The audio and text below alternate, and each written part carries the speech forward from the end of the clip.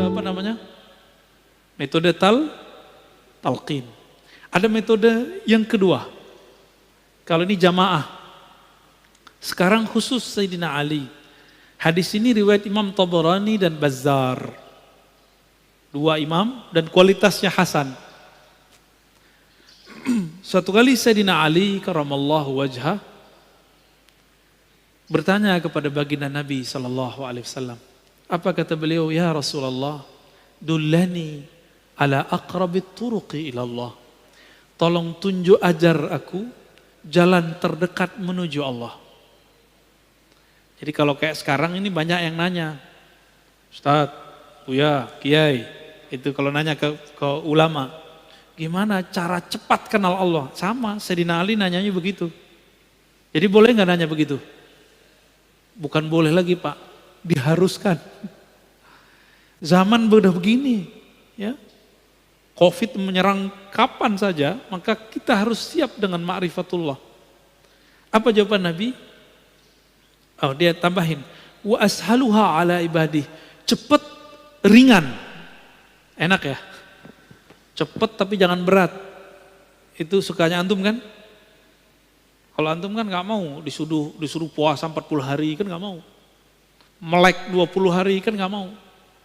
Disuruh zikir 70.000 kali kan gak mau. Maunya yang paling cepat, paling mudah. Wa afdaluha indahu. Dan lebih afdal di sisi Allah Subhanahu wa ta'ala. Jadi 3 sekaligus. Lebih dekat, lebih ringan, lebih tinggi di sisi Allah. Ini pinternya Sayyidina Ali kalau nanya. Apa kata Nabi? Alaika bimudawamati dzikrillah sirran wa jahran. Wahai Ali, hendaklah engkau melanggengkan zikir baik sir tersembunyi ataupun jahar. Gimana Pak? Melanggengkan itu gimana? Setiap pada sholat kah? Pagi sore kah? Terus. Ada target-targetnya. Apa jawaban Sayyidina Ali? Ya Rasulullah, qulun nas zakiruna fa khussani bi syai'. Kalau itu semua orang juga tahu. Tolong beri dong yang spesial. Mumpung mantunya Rasulullah ya. Apa kata Nabi? Afdalu ma qultuhu ana wan nabiyyuna min qabli la ilaha illallah. Yang paling afdal, yang paling cepat, yang paling ringan, paling tinggi di sisi Allah, yang dulu dibaca oleh para nabi dan sekarang aku juga mengulang kembali. Apa itu? La ilaha illallah. Seandainya kalimah ini ditimbang, maka semua langit bumi dunia itu kalah. Maka kalau ada, mohon maaf, antum ini ahli dakwah, kenapa dakwah hanya tidak mengena di kolbu jamaah? Mungkin kurang kuat kalimatullah, kurang banyak tabungan la ilaha illallahnya. Sehingga kalamnya gak berat, kalamnya cuma masuk telinga, keluar telinga. Tapi kalau sudah di dalamnya ada dapur kalimah la ilaha illallah, kalamnya hangat, kalamnya berat. Karena tumbuh dari kolbu, masuknya ke dalam kolbu. Wala taqumul qiyamah ala wajhil ardi man yaqulu la ilaha illallah.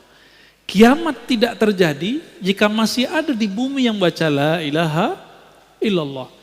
Di hadis Imam Muslim, Allah, Allah, begitu kalimatnya. Coba, para ulama kita itu mengatakan, Imam Ibn Arabi, Imam Ghazali, manusia itu adalah alam kecil. Sedangkan alam itu manusia besar. Manusia itu punya organ terpenting namanya jantung. Kalau jantungnya sehat, semuanya sehat. Jantungnya berdenyut. Dek, dek, dek, dek. Kalau jantungnya udah gak berdenyut, mati. Oke. Denyut alam semesta yang membuat alam ini bisa bergerak, bisa bernafas, bisa bertahan belum kiamat sampai zaman ini hari adalah jantung-jantungnya alam. Siapakah jantungnya alam? Qalbul alamin auliyaullah. Qalbunya alam semesta adalah kekasih-kekasih Allah. Yang qalbunya bergetar terus menyebut Allah, Allah, Allah. Ruhnya selalu mengatakan antallah, antallah. Lisannya selalu sibuk mengatakan la ilaha illallah. Jadi mereka ini Pak, itu yang disebut dalam surat Syura ayat 12. Lahu maqalidus samawati wal ard. Milik Allah lah ikatan langit dan bumi. Apa ikatannya? La ilaha illallah, subhanallah, alhamdulillah, la haula wala quwwata illa billah, Allahu akbar. Ini 5. Itulah yang dipakai, yang dibaca oleh malaikat pemikul aras. Jadi malaikat memikul aras itu kan ada 8. Benar. Disebutkan dalam surat Az-Zumar ya. 8. 4 di kanan, 4 di kiri. Itu zikirnya tadi. Lalu yang kelima, la haula walanya sama siapa? Itu ada pada qalbu wali. Kalau walinya mati, atau sudah nggak ada yang baca kalimah itu di bumi, itu tiang aras goyang. Itulah kiamat. Jadi nggak usah khawatir dulu, kiamat masih bisa diundur. Cuma ngundurnya nggak tahu Pak, bisa lama apa bisa cepet. Ya, saya ulangi. Kolbu, jantung itu organ terpenting tubuh manusia, benar? Kalau jantung rusak, rusak nggak tubuh? Jantungnya alam semesta siapa? Aulia Allah. Ini dia. Hadis sahih riwayat Imam Muslim, la taqumus sa'ah hatta la yuqalu fil ardi Allah Allah. Tidak terjadi kiamat, kerusakan terbesar di alam semesta sampai tidak ada di bumi yang membaca Allah Allah. Yang baca Allah Allah lisan atau kalbu? Lisan atau kalbu? Sebenarnya lisan ini menerjemahkan isi kalbu. Jadi intinya ada pada kalbu.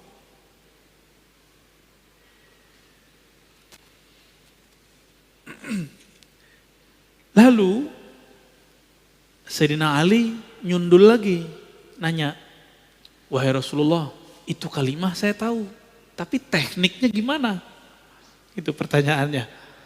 Mumpung sama Nabi, berdua sama Nabi beliau. Apa kata Nabi? Ghammid ainaik wasma' minni la ilaha illallah. Pejamkan matamu lalu baca la ilaha illallah. Ini teknik talqin dalam thariqah. Maka dalam semua thariqah sufi itu mata mesti dipejam Pak kalau zikir. Itu bukan tidur. Jadi antum kalau pergi ke zawiyah-zawiyah, surau-surau, pesantren zikir, mereka merem itu bukan lagi tidur Pak. Merem itu lagi zikir. Cuma kalau yang di sini merem beneran tidur ini. Oh tidur kan? Gak apa-apa, biarin. Itu lagi programming.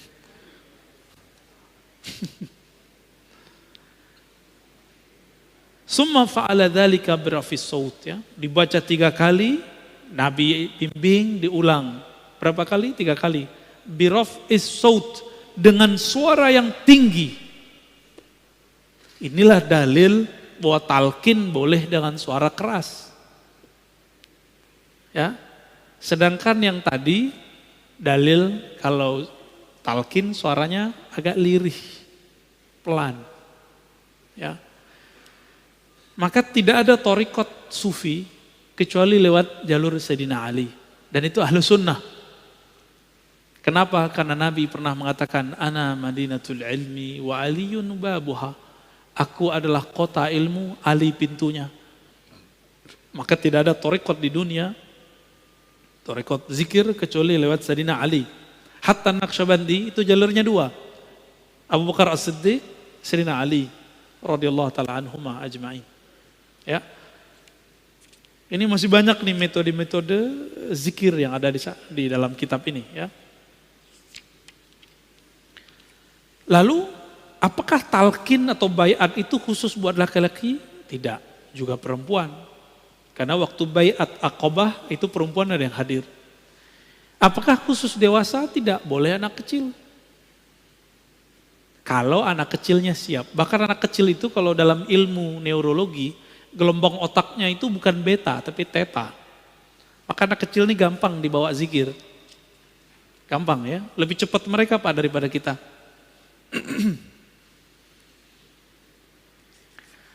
Oke, kira-kira itu kajian yang paling penting pada pagi ini. Pertama tentang syarat atau kriteria mursyid yang dicari ada 4. Kemudian apa yang kita ambil dari mereka?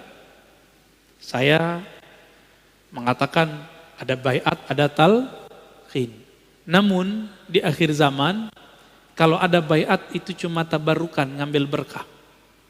Ngambil berkah aja. Jadi boleh nggak seorang mursyid ngambil baiat? Boleh, silakan, tapi tabarukan. Dalam hatinya harus mengatakan yang berhak ini adalah pewaris tunggal Nabi, yaitu Al-Imam Al-Mahdi. Dia cuma naib aja, cuma wakil. Ya. Lalu kemudian yang ketiga, ada macam-macam metode talqin, ada berjamaah, ada pribadi. Nah, inilah yang kemudian tidak diwarisi oleh ahli fikih, tidak diwarisi oleh ahli akidah, tidak diwarisi oleh politisi. Ustadz politisi nggak bakal kenal ini kalau dia nggak pernah bertorikoh. Yang tahu ini siapa? Ahli torikot. Maka nggak mesti ustadznya nggak tamat Timur Tengah, nggak mesti. Kalau dia ke Timur Tengah nggak pernah ngambil talqin, sama. Karena talqin itu dulu diambil oleh ulama kita di Mekah, di Madinah, di Hadramaut, Mesir, dibawa, nyebar sudah ke negeri kita.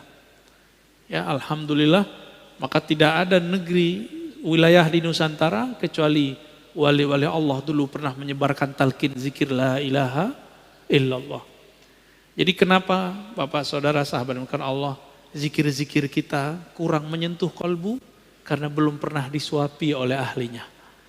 Maka saya berharap carilah ahlinya, berguru kepadanya, ikuti metodenya. Jangan langsung suka-suka antum, Pak Kiai, talqin langsung dong. Gak bisa begitu. Dia punya metodologis, ikutin aja. Itu namanya adab berguru. Pak Kiai, saya kan sudah lama, langsung aja. Kalau kiainya tersinggungan gawat Pak. Kamu cari aja guru yang bisa kamu buat suka-suka. Bisa digituin ntar sama kiainya. Ya. Jadi kita kalau berguru ada nanti adab-adabnya. Insya Allah nanti di pertemuan ke depan ada namanya adab terhadap guru dan sahabat. Insya Allah.